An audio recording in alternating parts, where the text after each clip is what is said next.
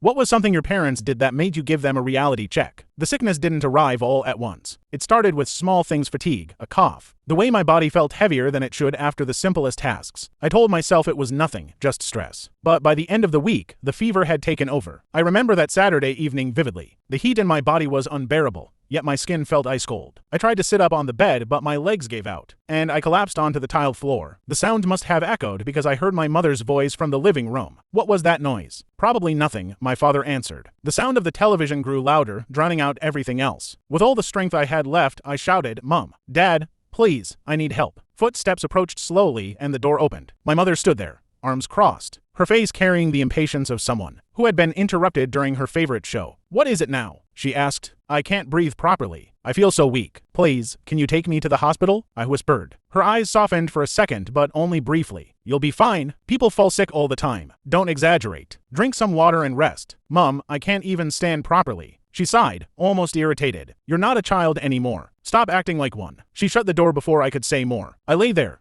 trembling, unable to believe what just happened. Hours passed. My father came to check once, though I wished he hadn't. "You need to toughen up," he said sternly. "This is life. You can't run to people for every little thing. Figure it out yourself." Then he left. That night was the longest of my life. My throat burned, my vision blurred, and the fever raged on. I wanted to scream, but I had no voice left. I thought of calling my brother, but deep down I knew he wouldn't come. He was too busy with his own life partying, chasing after money he never kept. In the morning, when I realized I might not survive another day in that room, I gathered every ounce of strength, crawled to where I had left my wallet, and stumbled out of the house. No one asked where I was going. No one cared. The clinic was a blur. A nurse scolded me for not coming earlier. A doctor shook his head and said, "You're lucky you came when you did." I spent days there recovering, paying from my own meager savings. Not once did my parents visit. Not a single phone call, not a knock on the hospital door. When I was discharged, I returned home quietly. The house was the same. My parents didn't even acknowledge I had been gone. My mother simply asked if I could buy bread on my way back next time. That was when I understood my survival was never their concern. The day started like any other, quiet, uneventful, and almost too normal. I had just come back from work. Exhausted but grateful I had something to keep me afloat. My shirt clung to my skin with sweat, and all I wanted was to collapse on my bed and close my eyes for a while. But the atmosphere in the sitting room stopped me in my tracks. My father sat stiffly on the worn-out couch, both hands pressed against his walking stick, staring at me as though I had been summoned. My mother, with her wrapper tied tightly around her waist, wore a smile I recognized instantly, the kind she only reserved for moments when she needed something from me. And then there was my brother, lazily scrolling on his phone, one leg crossed over the other like a man who had no worries in this life. "Come, sit down," my father commanded. His tone carried the weight of authority, leaving no room for disobedience. I lowered myself into the plastic chair opposite them, unease crawling up my spine. "What's going on?"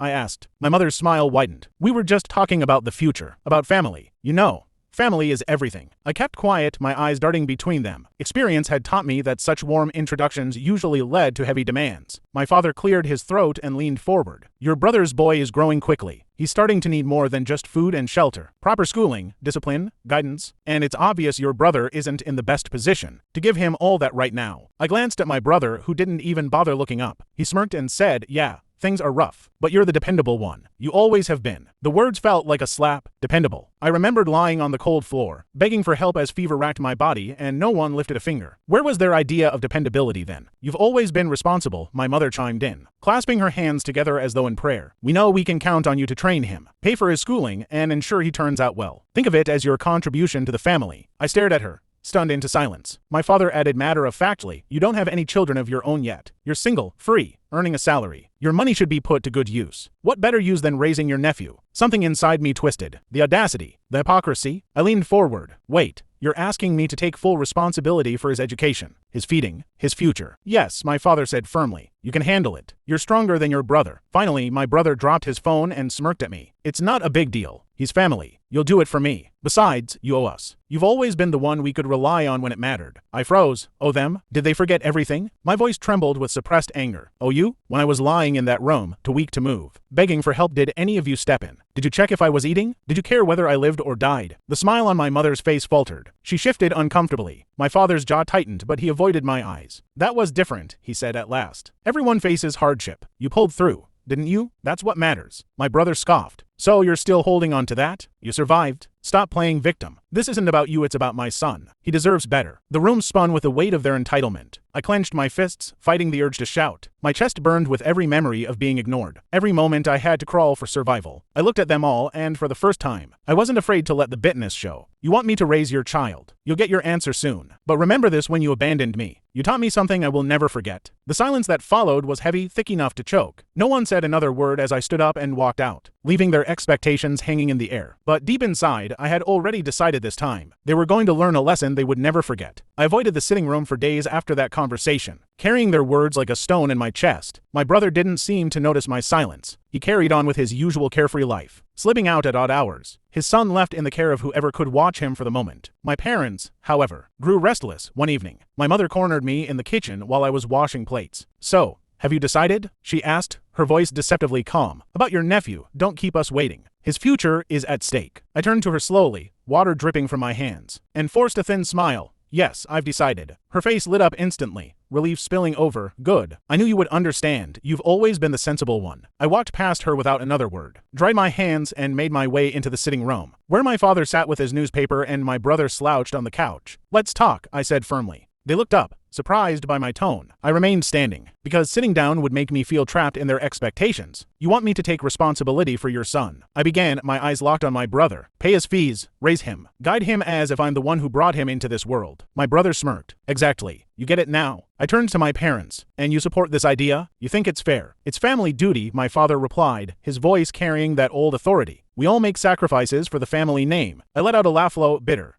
humorless. "Sacrifices? When I was sick, lying on the floor, begging for help, what sacrifice did you make for me? When I asked for food, medicine, even just care, what did you do? You told me to figure it out on my own. Do you remember those words?" My mother's face fell, her lips parting as if to speak, but no sound came out. My father looked away, suddenly very interested in the lines of his newspaper. "I crawled out of this house half dead to the clinic with nobody by my side. I paid my bills with the little I had. I survived without you. And now, months later, you want me to forget all of that and carry a child who isn't mine?" I shook my head, anger finally breaking free. "No, absolutely not." The room went dead silent. "You taught me a lesson when you abandoned me," I continued, my voice steady now. "You taught me that in this family, everyone looks out for themselves. You made it clear that my life, my pain, meant nothing. So don't come now, with your sudden need for responsibility, and expect me to play savior." My brother jumped to his feet, his voice rising. "You can't be serious. He's my son, he's family." I met his glare without flinching. "Then be his father. Take care of him yourself. Don't dump your responsibility on me just because you think I'm stronger." My mother clasped her hands together desperately. "Please, don't say this. You'll regret it. We're only thinking of the boy's future. And when I was fighting for my life, who thought about mine?" I shot back. Their faces told me everything. They had no answer. I picked up my bag from the corner of the room and slung it over my shoulder. My hands didn't tremble this time. My heart was clear. "From now on, stop looking at me as your backup plan. I'm not here to clean up your messes or carry the burdens you refuse to carry for me. If my survival wasn't worth your effort, then don't expect me to sacrifice my future for your convenience." I started for the door, then paused and looked back one last time. "You wanted a dependable child. Congratulations, you created one. But don't mistake strength for servitude." And with that, I walked out, leaving them in stunned silence. For the first time in my life, I didn't feel guilty for saying no. I felt free.